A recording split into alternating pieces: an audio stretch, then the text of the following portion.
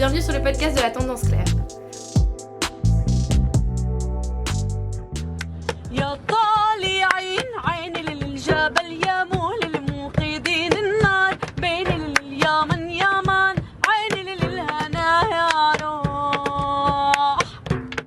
Salut, on est dans le deuxième épisode du podcast de la Tendance Claire sur la question palestinienne. À la suite des attaques du 7 octobre et à l'heure où une trêve a été obtenue dans le cadre de la négociation autour notamment des otages qui étaient détenus par le Hamas, on assiste d'un point de vue politique à l'échelle internationale à un retour de la solution à deux États comme solution politique au conflit.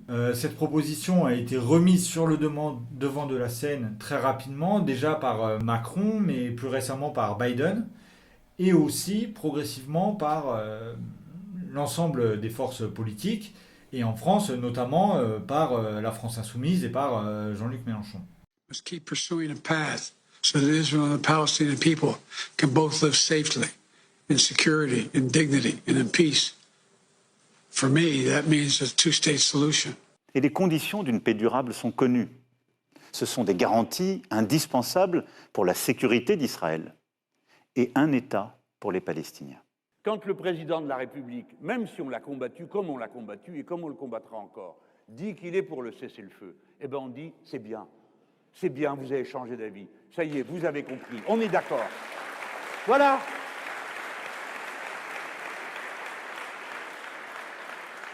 Et le reste, et quand il dit qu'il rappelle une solution à deux États, vous vous dites c'est l'évidence. Pas du tout, c'est certainement pas une évidence en ce moment, donc c'est bien. Peut-être pour comprendre les enjeux qu'il y a derrière cette position qui existe de longue date et qui fait parfois polémique, on propose ici de réfléchir à quelles pourraient être les solutions politiques pour permettre aux Palestiniens de retrouver pleinement leurs droits.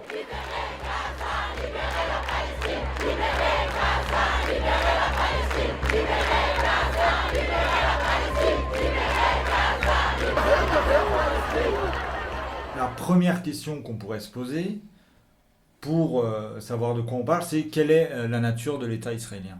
Oui, en effet, les deux questions sont liées puisque la solution à deux États présuppose qu'on admette la légitimité de l'État israélien.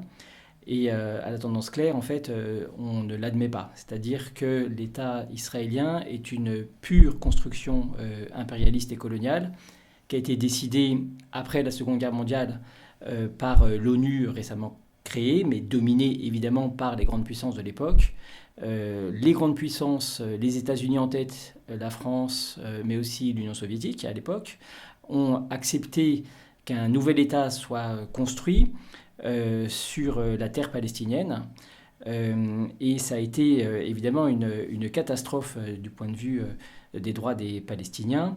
Et de manière générale, c'est la cause qui explique que depuis cette époque, les guerres se sont succédées, que les Palestiniens n'ont cessé d'être opprimés, maltraités, pourchassés, que leurs droits ont été bafoués.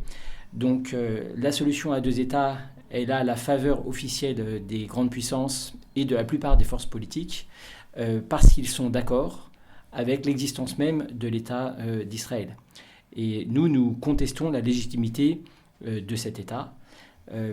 Évidemment, on est obligé de prendre acte du fait que depuis 1947, beaucoup de temps a passé, qu'il y a 7 millions de personnes de confession juive qui vivent sur cette terre, qu'on n'est pas pour chasser les gens des terres où ils habitent, etc. Mais il faut bien sûr distinguer les populations, les habitants et les entités politiques et juridiques. Donc l'État d'Israël devra disparaître historiquement pour que les Palestiniens puissent retrouver leurs droits. Et on défend l'idée qu'il est possible pour les Palestiniens et pour les Juifs qui vivent aujourd'hui dans le cadre de l'État israélien, de vivre ensemble sur une même terre, la Palestine historique, à égalité de droits. C'est la condition pour que la paix soit restaurée, parce que sans justice, pas de paix, comme le dit le fameux slogan. La justice, c'est la reconnaissance des droits des Palestiniens et de l'ensemble des personnes qui habitent sur ce territoire de la Palestine historique. tu as utilisé l'adjectif colonial.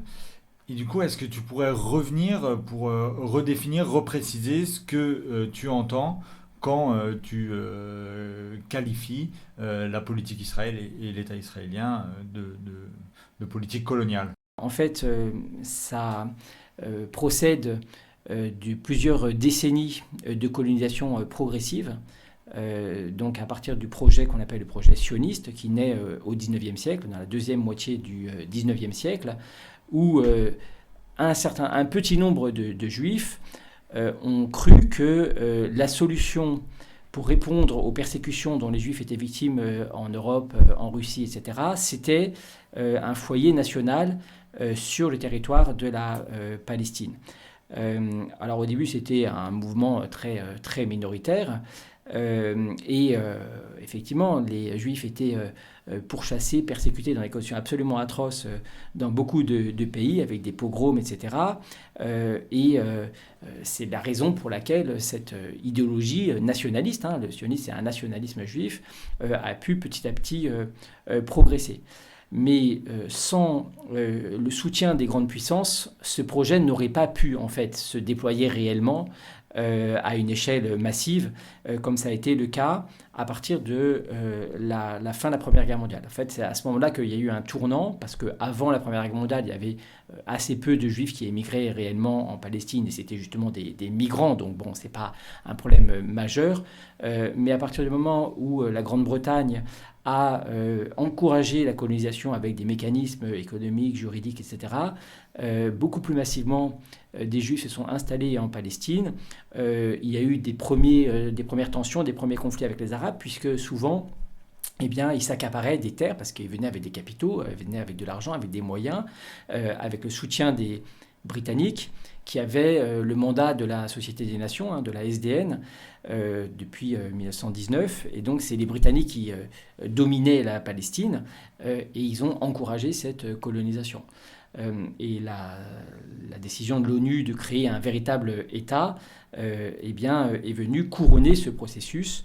D'ailleurs, il y a eu des petites tensions dans les premières années entre 1945 et 1947, puisque les Britanniques dominaient la Palestine, ils ne voulaient pas en partir. Bon, donc les Juifs présents sur place ont même pu faire passer leur combat contre l'Empire britannique comme un combat anti-colonial, alors même que c'est eux qui colonisaient la Palestine.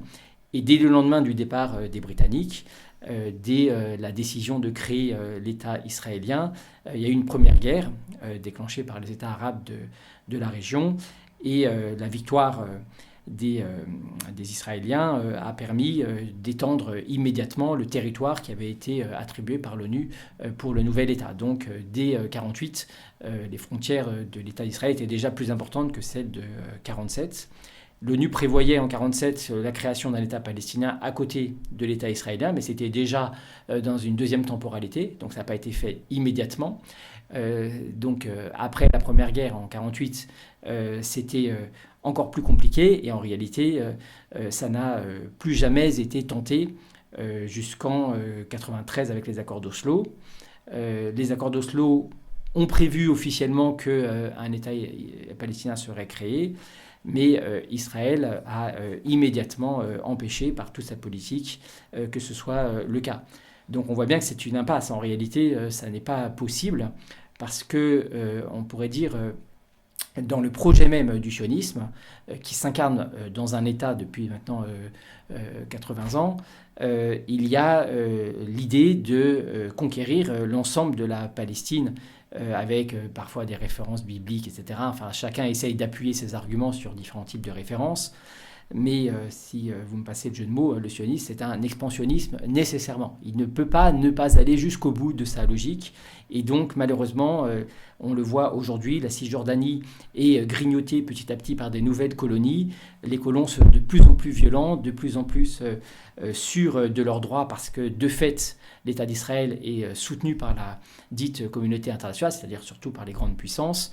Et à Gaza, il y a les massacres en ce moment, il y a ce génocide, et manifestement, Israël compte trouver une solution qui va lui permettre de remettre la main sur le territoire de Gaza sous une forme de contrôle peut-être encore plus direct que c'était le cas depuis les dernières années quand elle avait évacuer Gaza pour exercer un contrôle de l'extérieur. Donc là, il est possible que l'État d'Israël veuille contrôler Gaza aussi de l'intérieur. Donc on voit bien que la logique de la colonisation n'a pas d'autre limite que celle de la Palestine historique. Et donc, est-ce que c'est dans ce cadre-là qu'on peut comprendre que la solution des deux États, celle qui était proposée dans le cadre des accords d'Oslo, n'a jamais abouti? C'est-à-dire parce que, dans la mesure où la politique israélienne est une politique coloniale, la cohabitation de deux États est impossible. Disons que le droit même des Palestiniens à avoir un État est rendu impossible par l'existence de l'État d'Israël qui est expansionniste. C'est ça, je crois, la difficulté majeure. Et même si, imaginons que sous la pression de la situation des Palestiniens, etc., imaginons qu'un État palestinien soit finalement concédé, ce qui me semble très peu probable. Même si c'était le cas, de quel État s'agirait-il ? Il s'agirait d'un État sur des bandes de territoire extrêmement étroites, Gaza, peut-être une partie de la Cisjordanie, avec seulement une partie des Palestiniens, puisque beaucoup sont dans des camps de réfugiés dans des pays étrangers, en Jordanie, en Égypte, au Liban, en Syrie, etc. Et ce serait sous le contrôle de l'État d'Israël, qui garderait de toute façon sa puissance militaire, policière, économique et le soutien des grandes puissances. Et donc, il continuerait d'exercer de toute façon sa pression et son contrôle sur cet État. Donc, en fait, ce serait un État que de nom, parce que, évidemment, Israël n'accepterait pas que ce soit un véritable État avec toutes les prérogatives d'un État, avec une armée, avec une police, avec un développement économique, avec un développement social. Israël ferait tout pour l'empêcher d'exister de toute façon. Voilà, donc on est très très loin de cette solution. Et si elle était réclamée aujourd'hui par les Palestiniens, je veux dire, on pourrait comprendre que, disons, dans cette situation horrible, certains pensent que c'est une solution pour essayer d'avoir au moins un minimum de droits, etc. Mais probablement qu'Israël ferait tout pour l'empêcher. On voit qu'ils n'ont de toute façon jamais respecté le droit international, y compris onusien, que pourtant nous ne soutenons pas. Mais même quand il y a eu des résolutions pour dénoncer la colonisation israélienne sur les territoires qui auraient dû être ceux d'un État palestinien, Israël a toujours violé ces résolutions avec le soutien constant des États-Unis, qui ont un droit de veto au Conseil de sécurité de l'ONU.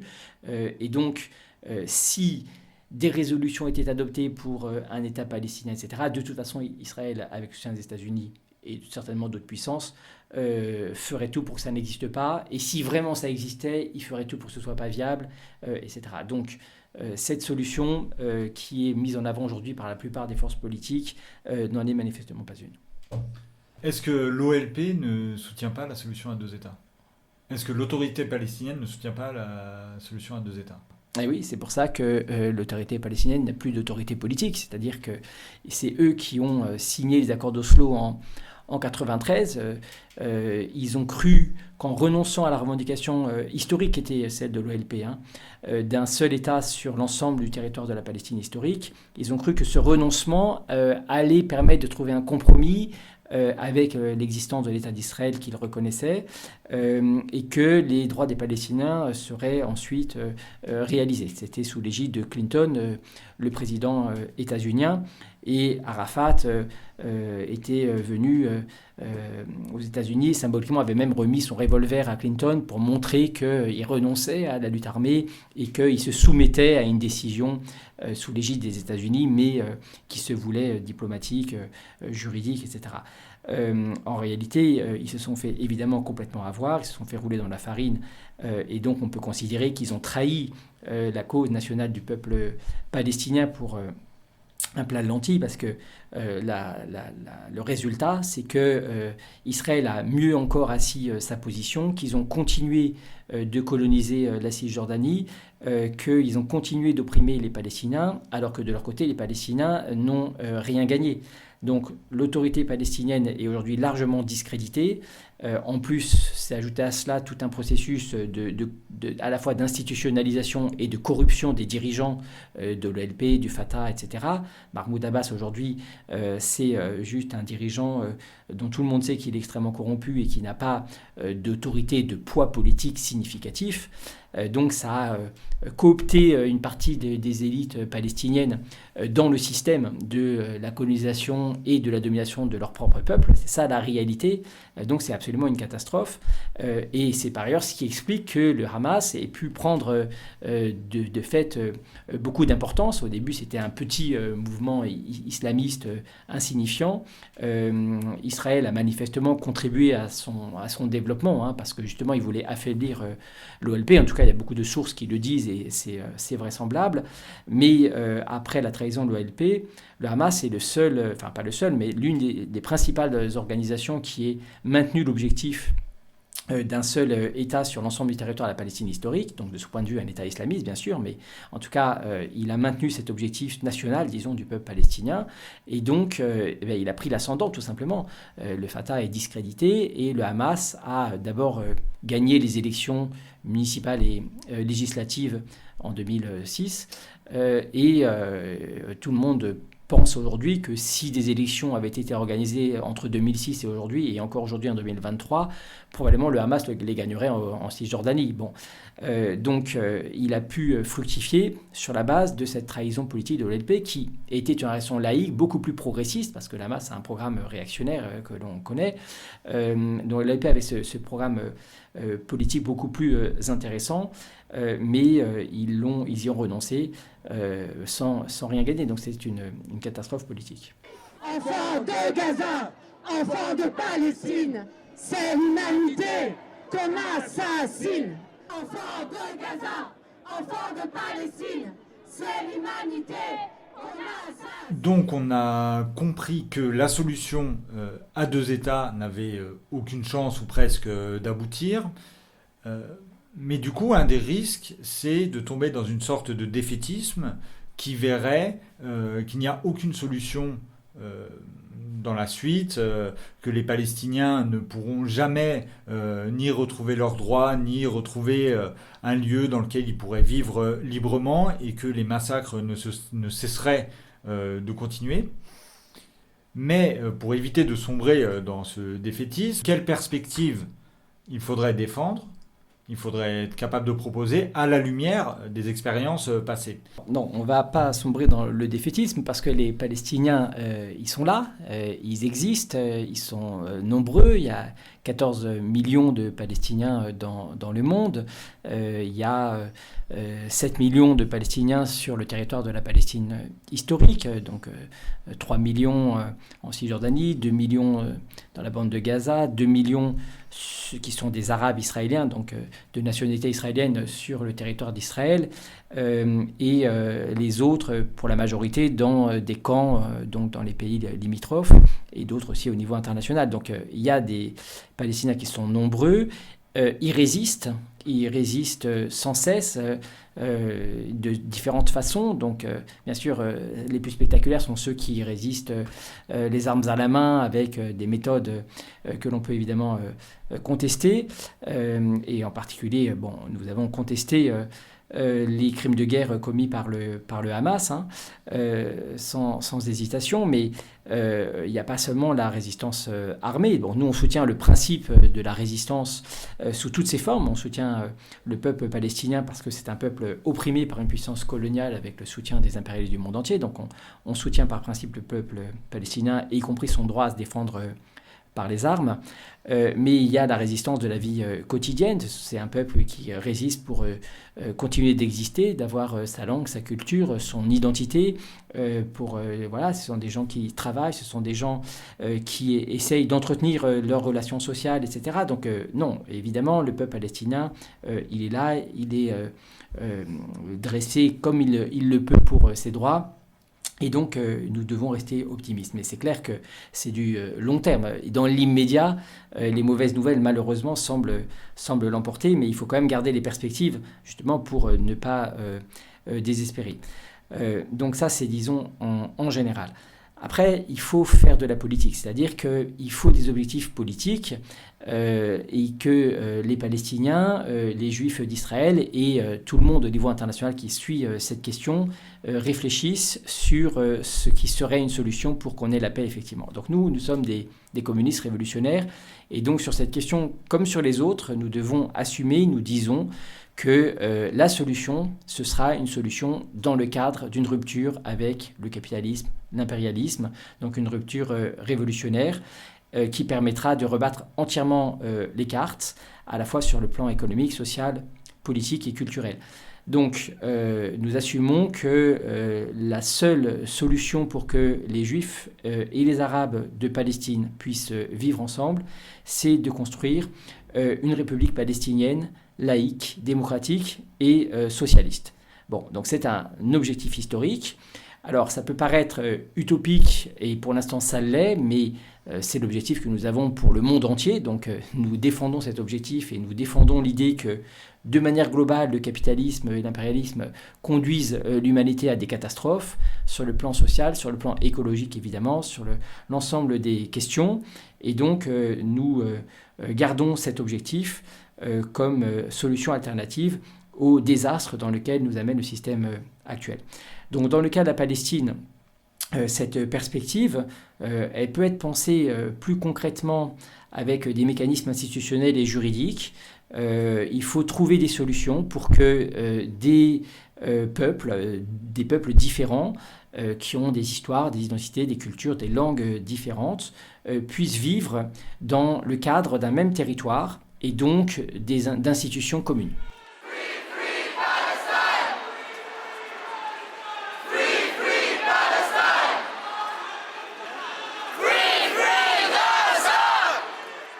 Quelle forme concrète pourrait prendre cet État unique qu'on appelle de nos voeux ici à la Tendance Claire, mais même plus largement? Ça peut paraître extrêmement difficile, mais ça n'est pas impossible, puisqu'il y a déjà dans le monde des États qui existent de cette façon-là. Alors ça ne veut pas dire qu'il n'y a pas de problème, mais ça veut dire que c'est possible. Donc par exemple, il y a des solutions juridiques. Alors c'est toute chose égale par ailleurs, évidemment, ça ne veut pas dire qu'il faille calquer ces modèles-là, mais c'est juste des exemples où on voit que des États peuvent exister avec des communautés différentes, des peuples différents, des nations différentes. Bon, par exemple, en Belgique, on sait qu'il y a dans la constitution même de la Belgique, je passe sur le fait que c'est une monarchie, etc., avec quoi on n'est pas d'accord, mais dans la constitution même, il y a la reconnaissance de communautés, les Wallons et les Flamands, ainsi que la communauté de Bruxelles. Enfin, il y a 3 communautés qui ont des statuts juridiques à l'intérieur d'un État commun. On sait que, par ailleurs, en Suisse, c'est une fédération dont la base sont les cantons, donc des petites entités territoriales qui ont chacun beaucoup de pouvoirs, beaucoup de prérogatives, mais ça ne les empêche pas d'être fédérés dans un État commun. Un État fédéral, sachant qu'il y a en outre des différences culturelles, linguistiques, etc. Et c'est un système qui marche assez bien depuis beaucoup de siècles. Bon, on a dans un certain nombre des pays d'Amérique latine des revendications des peuples indigènes de disposer de territoires qui correspondent à ceux dans lesquels ils vivent encore aujourd'hui, de façon traditionnelle ou de façon articulée avec le reste du pays, ça dépend des fois. Et donc cette revendication de territoire propre pour des communautés indigènes, ça s'intègre dans l'existence d'un État au Brésil, au Venezuela, etc., qui peut être un État fédéral ou pas par ailleurs. Donc il y a plusieurs façons d'essayer de concevoir des solutions juridiques, etc. Donc on pourrait très bien imaginer que en Palestine, donc dans le territoire de la Palestine historique, donc qui inclut aujourd'hui Israël, Gaza et la Cisjordanie, il y ait une reconnaissance des droits égaux de l'ensemble des citoyens juifs et arabes. Donc ça, évidemment, c'est contradictoire avec la constitution de l'État d'Israël qui fait des citoyens de plusieurs catégories, puisque si on est juif, on a plus de droits dans l'État que si on est arabe. Donc les Arabes israéliens, ils ont moins de droits, c'est des citoyens de seconde zone par rapport aux citoyens juifs. Par ailleurs, il y a tout un ensemble de mesures pour décider comment on est juif, etc. Tout ça, c'est évidemment très politique et pas seulement du pur droit. Bon, donc il y a une possibilité de penser l'égalité des droits des citoyens sur l'ensemble du territoire, mais on peut aussi associer cela avec la reconnaissance, disons, de communautés culturelles, de communautés historiques, linguistiques, qui permettraient aussi bien aux Juifs qu'aux Arabes et aux autres communautés, il y en a quelques autres minoritaires, d'exister tout en n'ayant pas le sentiment de se faire écraser par les autres. En termes de nombre, aujourd'hui, il y a donc 7 millions de Juifs et 7 millions d'Arabes, de Palestiniens sur le territoire. Donc, il peut y avoir un équilibre, disons, numérique de ces communautés qui pourraient se reconnaître dans des droits nationaux, mais dans le cadre d'un même État. Donc un État qui pourrait être un État fédéral, un État qui pourrait être le regroupement peut-être plutôt de cantons ou de municipalités, parce qu'on sait qu'aujourd'hui, il y a des villes qui sont à domination juive et des villes qui sont à domination arabe, par exemple, même dans le cadre des frontières d'Israël. Donc on pourrait avoir des bases d'État qui seraient des municipalités ou des cantons, disons, avec de fait des dominations culturelles, mais ça pourrait être réparti assez équitablement sur l'ensemble du territoire. Et donc, dans chacune de ces villes, de chacun de ces cantons, les minorités auraient des droits qui leur assureraient l'égalité, la sécurité, etc. Mais au niveau global, les uns et les autres pourraient s'y retrouver. Bon, donc voilà, évidemment, ce n'est pas des solutions comme ça, mais c'est des idées qui permettent de penser que ça n'est pas impossible de vivre ensemble au motif qu'on a des identités culturelles, religieuses, parfois nationales, différentes. Bon. Alors évidemment, dit comme ça paraît compliqué, mais il faut désigner les obstacles principaux. Les obstacles principaux, c'est d'abord l'existence même de l'État d'Israël. Voilà, parce que c'est lui l'État colonial, c'est lui l'État impérialiste, c'est lui l'État qui continue de sévir contre les droits des Palestiniens. Donc, bien sûr, la première condition, c'est le démantèlement de cet État en tant qu'institution.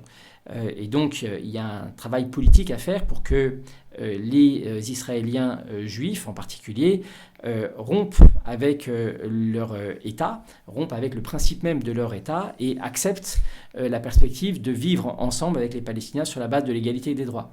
Alors, c'est leur intérêt, en réalité, parce que la guerre est permanente. Si on viole les droits des Palestiniens, il n'y aura jamais de sécurité. Justement, ce que le 7 octobre a montré, on dit que c'est un traumatisme. Mais oui, c'est un traumatisme parce qu'il faut que les Israéliens se rendent bien compte que quand on viole les droits d'un peuple qu'on colonise, évidemment, il y a des conséquences qui sont inévitables et qui dureront tant que l'existence de l'injustice durera. Donc c'est absolument inévitable. Donc c'est l'intérêt, même s'ils ont du mal à s'en rendre compte, des Israéliens, que d'adopter cette solution d'un seul État. C'est évidemment l'intérêt aussi des Palestiniens.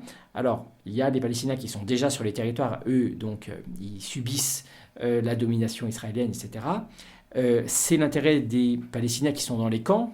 Alors, il y a un problème aujourd'hui, c'est qu'ils sont dans les camps depuis 1947 ou 67 selon les cas. Les États arabes qui les accueillent, entre guillemets, ne leur ont pas reconnu de véritables droits. Ils sont entassés, ce ne sont pas des citoyens, ils sont apatrides, ils ne sont pas citoyens jordaniens ou citoyens syriens, ou citoyens égyptiens, etc. Donc, comme ils habitent sur des territoires, comme pour tous les migrants, je veux dire, on reconnaît le droit de vivre à égalité sur le territoire, il faudrait qu'ils puissent avoir les droits des citoyens, et en même temps, ils ont le droit d'avoir une nationalité palestinienne qu'il faudrait donc retrouver, et on leur reconnaît, pour ceux et celles qui le souhaiteraient, le droit au retour, le droit à l'installation sur le territoire de la Palestine historique. En fait, beaucoup peut-être ne mettraient pas en œuvre ce droit, donc il ne faut pas croire que 7 millions de Palestiniens qui sont aujourd'hui en dehors du territoire de la Palestine historique reviendraient. Mais ceux qui le voudraient pourraient le faire, donc ce serait certainement un changement de la population en Israël, évidemment, des modifications importantes. Donc il faut trouver les solutions en termes de densité de population, en termes de répartition, pour que les terres, l'eau, etc., tout cela soit accessible. Mais là aussi, dans le monde, on sait qu'il y a des États, Singapour, Hong Kong, etc. Enfin, Hong Kong, ce n'est pas vraiment un État, mais bon, disons des structures juridiques, institutionnelles, etc., qui ont pu permettre un développement de la population considérable sur des toutes petites portions de territoire. Donc, en réalité, ça devient des questions techniques, importantes, hein, évidemment, mais dont on peut imaginer la résolution si politiquement on trace ces perspectives. Peut-être la limite de ça, ou plutôt une des questions que ça ouvre, c'est que dans la mesure où Israël est un État colonial qui favorise le retour, ou même pas le retour, hein, qui favorise la venue des Juifs du monde entier en Israël en tant que foyer du peuple juif, du coup participe à une extension de la colonisation de la part de gens qui finalement ne vivent pas en Palestine. Du coup, comment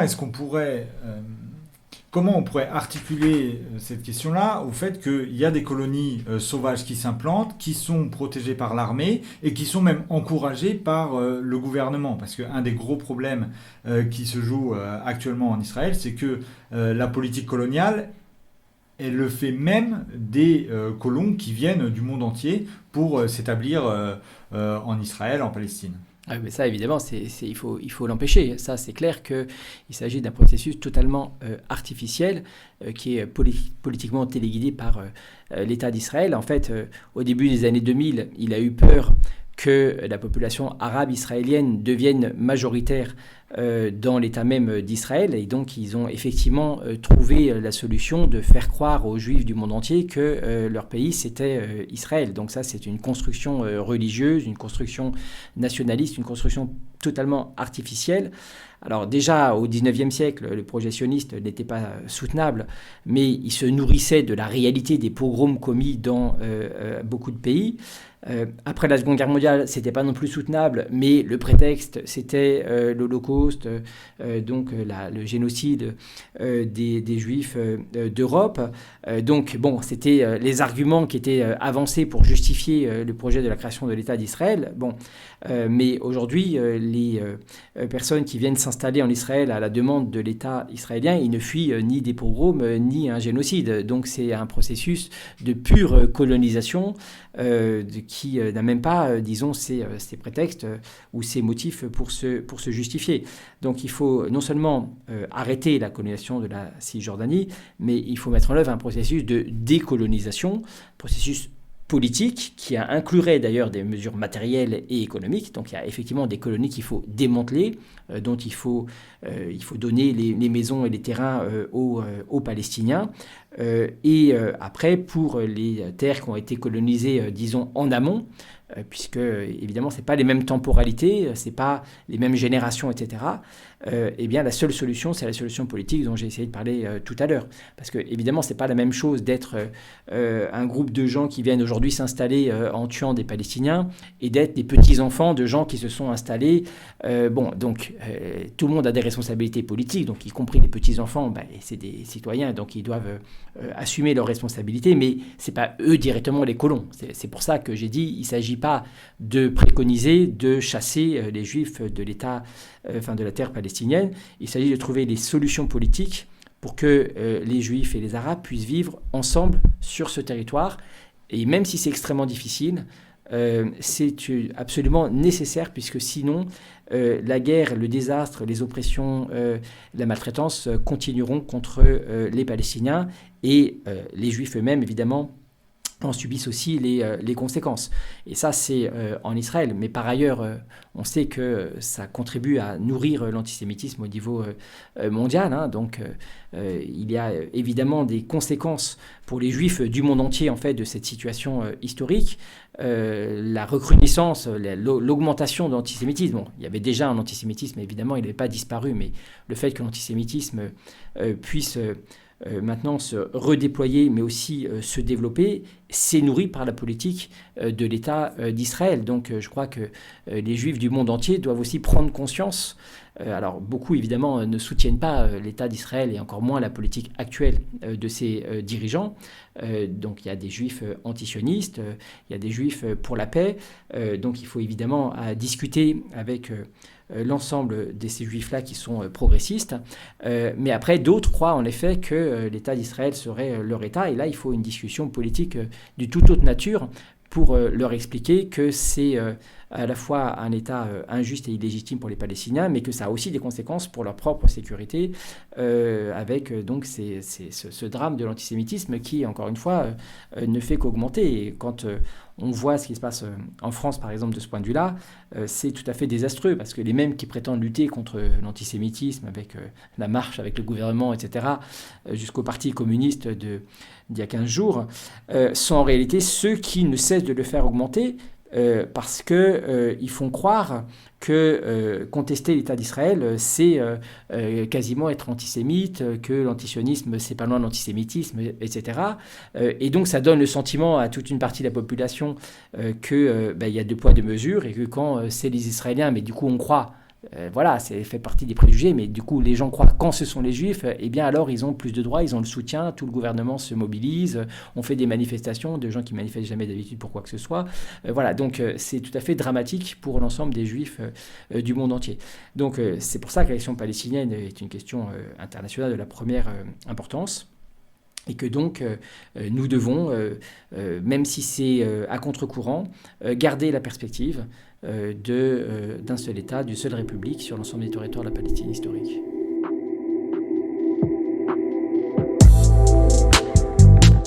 Merci pour toutes ces réponses et toutes ces pistes de réflexion qui sont ouvertes et qui permettent de nourrir la discussion autour de cette situation qui, on le voit bien, est à la fois très compliquée, mais aussi porteuse en partie d'espoir et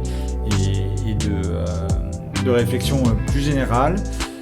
Merci à tous et toutes de nous avoir écoutés et à bientôt pour le prochain épisode de La Tendance Claire.